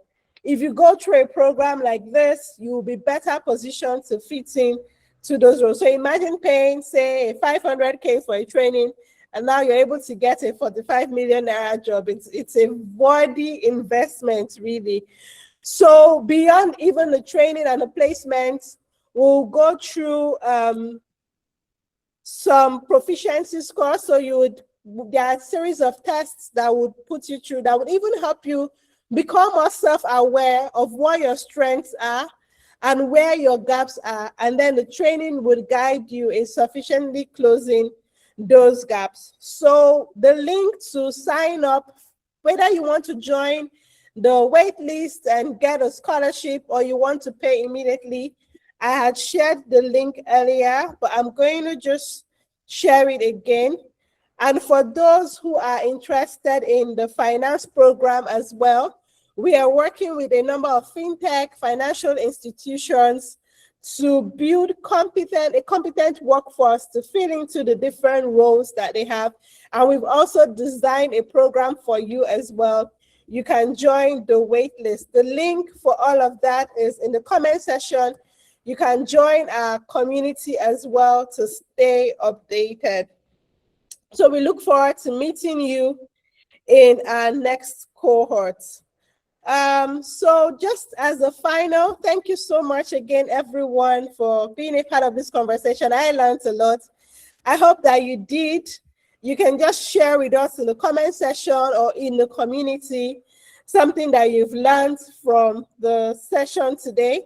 And if we can just get our panelists in 30 seconds or less, speak to that person who feels inadequate right now and is trying to put the pieces together for what the next stage of their career is. In 30 seconds, what would be your advice to them, or just final words that you would want to give us as we close out. So I'm going to do ladies first and start with Onize. Hi, Onize, are you there? Yes, thank you. Okay, final words. I think that is a lifelong journey. No matter where you are, it's never too late to kind of have a reset. So if you feel like you've not been doing well, no matter how many years your career is, there's nobody tying you to you're not a tree, you're not stuck to a place, to a spot. So there's always, there's always room for you to reinvent yourself. There's always room for you to start, being better, and there are programs like this, like the ones MEC just finished talking about, that are set up for you to help you bridge the gaps that you have. So, I mean, I'm just going to encourage everyone, like your career is not anybody's career. So you would make the most of it, make the most of the opportunities you have, make the most of what you have, what you can do, go all out. Nobody will come and beat you. Like, don't be scared of failure. And if you failed in the past, or you feel like you failed, okay, you've done it. Can we now move to the next? Can we go to the next stage and do something else? Nobody's coming to beat you. Thank you. Thank you so much, Mr. Faith. Hi, just so you know, it felt very well to be called Mr. But I don't want to call you out on it. Okay. The first thing that came to my mind was just the go, just the do things. But on a more serious note, two bullet points. Number one, your career is a marathon, not a sprint, right? If you watch marathons, I like to watch marathons. So people start very fast because that's their strength. Accelerate and then go at a steady pace. Some people start very slowly and then get to the middle and begin to pick up their pace. When you think about the fact that your career is a marathon, I mean, you've heard someone say, I have 10 years experience. Someone said, I've done 18 years. I mean, bros, if you've done 18 years, I still have 8 years before I reach that side. And then even he has done 80 years, probably looking to someone that has done 30 years, right? So when you think about it, you will see that the immediate pressure around you is not worth the stress. Your career is a marathon, which leads me to the second point. Lucky you guys for attending this kind of qualitative program for free. I mean, I don't know how much my bosses charge, but MEC knows how much I charge and how much she would pay me to do this, right? It is very important for you to build career capital early. And lucky for you, you also have a long time to build career capital. I think Mr. Tarfa spoke to something like that. How do people think about you across all things? Competence, behavior, how you come across, everything. You might be working in a two-man company and you do your best job, and then because of that, your best job, it gets you into a multinational or a unicorn. So always think about all your experience as career capital that is building up, and you will be able to cash in on in the future. I wish you the very best. Amazing. Thank you so much. And yes, career capital is so important too, because as you grow in your career, it becomes, yes, what you can do, but even more, who knows you and what they say about you. So you really want to make sure that people may not like working like you per se, but they can never say that you do not do good work. So you need to be intentional about building that. Like, what do you want people to know you for? I'm intentional about building that. Thank you so much. Okay, Mr. Nelson, your final words to us. Okay, thank you, MEC. Such a fantastic session. I'll start by saying, don't be afraid. Don't be negative, because there's a relatively high sense of negativity and fear among young people. The economy can be quite tough. You might be broke right now. That does not mean that you are poor. Broke means that you have a cash flow issue, or that you don't have capacity to create value. So you always have capacity to create value. So even if you are broke, don't stop creating value. So don't be afraid. Don't be negative. You might be broke, but you are not poor. Finally, be a child and student of the industry. Regardless of where you're working, let the industry be your subject matter. So you might work in a one-man business, let's say in the finance space or in the advisory space. but understand the global advisory space. The more of the global industry that you understand, the more relevant you will be, and you ask much better questions. Thank you. Fantastic. Thank you so much. I have learned so much from